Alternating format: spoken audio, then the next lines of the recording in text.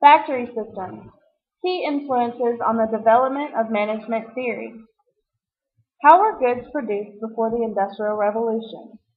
Most manufacturing was done in homes or small rural shops using hand tools or simple machines. Most people resided in small rural communities where daily existences revolved around farming. Life for the average person was difficult, as incomes were meager and malnourishment and disease were common. People produced the bulk of their own food, clothing, furniture, and tools. Food was produced locally. Agriculture could only provide for but a few large commercial towns. Clothing was made in the towns making use of animal hides and furs. Other products, however, came from two basic methods of industrial organization, the guilds and domestic system. Guilds primarily existed between 1100 and 1500. There were two types, merchant guilds and craft guilds. Merchant guilds were buyers and sellers of goods, and craft guilds were the makers of the goods.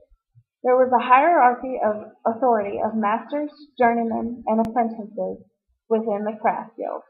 The master owned the tools and raw materials and the finished product. The journeymen were paid workers who had finished their apprenticeship but had not yet established their own shop, and apprentices were those who were learning the trade.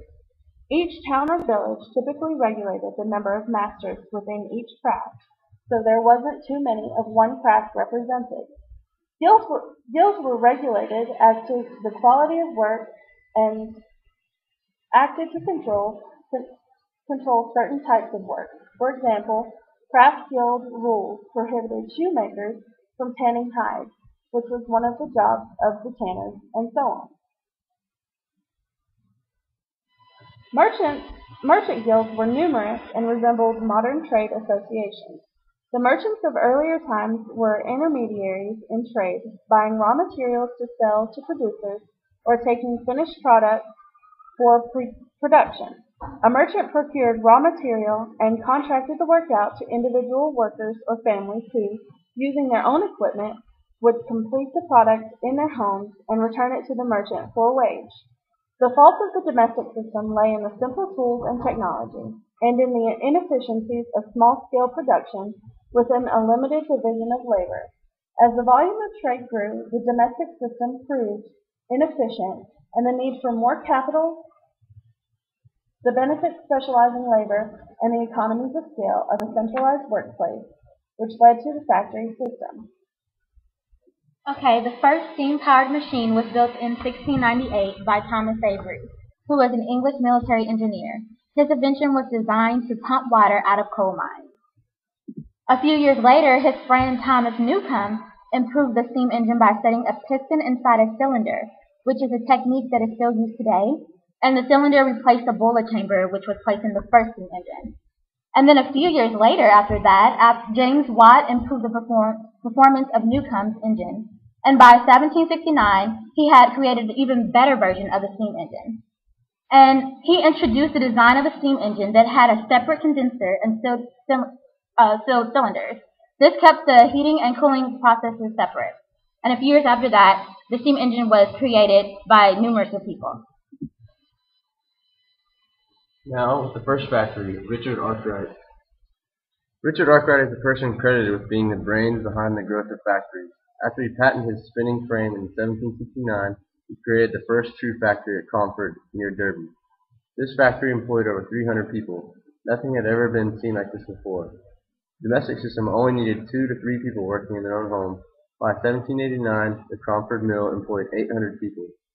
With the exception of a few engineers in the factory, the bulk of the workforce were essentially unskilled. They had their own job to do over a set number of hours, whereas those in the domestic system could work their own hours and enjoyed a degree of flexibility. Those in the factories were governed by clock and factory rules. Before we begin, let's define what is a factory system. A factory system is a system of manufacturing using machines that are powered by steam engines to fabricate goods. Of course, this definition still holds true today, with the exception of the power source. What influenced this change besides the invention of the steam engine? Well, with increased population came greater demand for goods. thus fueling the need for a method to increase production to meet that demand. Here are a few examples of the industries that were influenced or helped created to improve the factory system. First, we'll start by talking about textile industry. The textile industry had a great influence on the refinement of the factory system. With this came a new focus, and that helped create the modern industrial society with the vision of mass production and assembly lines. The United States was the beneficiary of England's initial invention and built upon this new system of production and made improvement that became known as the American system of manufacturing. The first factory system, textile industry, in the U.S. appeared in Waltham and Lowell in 1810 and 1820. By 1860s and 1870s, all market-oriented industries were now producing goods using the factory system.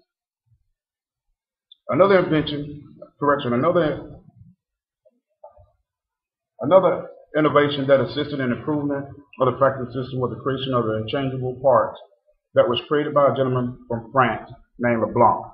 Although the French didn't embrace this idea because they believed it would impact their status or employment, Mr. Jefferson, who brought this new information back to the U.S., and the military began to use this new idea, the National Armory of Springfield played the largest role in improving the interchangeable parts. Some changes. Development of factory systems in the United States have some of the following effects. And there was some also bad working conditions in factories.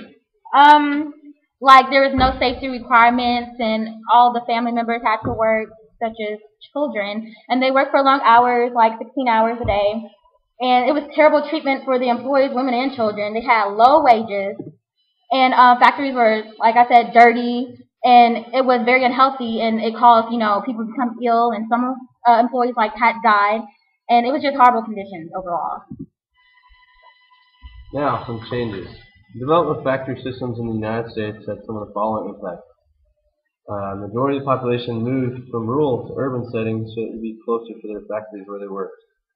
Decentralization of work from the domestic system to centralization of work in the factory system. The factory system also created the need for managers.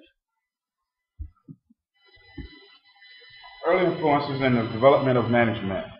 Robert Owens. His management focus was related to improving the living conditions for employees.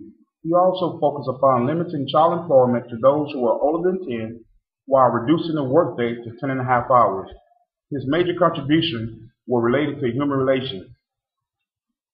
Charles Babbage. He was credited with being the father of modern computers.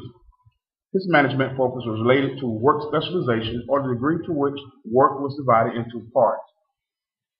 He also developed a profit sharing and employee bonus. Frederick Taylor. He was known as the father of scientific management.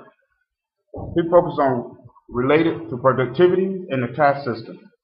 He desired to determine the best manner to perform each work operation, the time it required, materials needed, and the work sequence.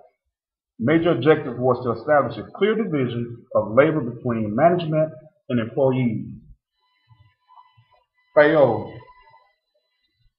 His management focus lied in the administrative management. He strongly believed that management theories could be developed and taught to others. He developed 14 principles of management. 4, I believe, are the most important: the division of work, the authority and responsibility, unit of command, and centralization. The factory system today, highly efficient. Also, less human labor due to technological advances. Machines now are doing all the work that people used to do. Much safer working conditions and safety regulations.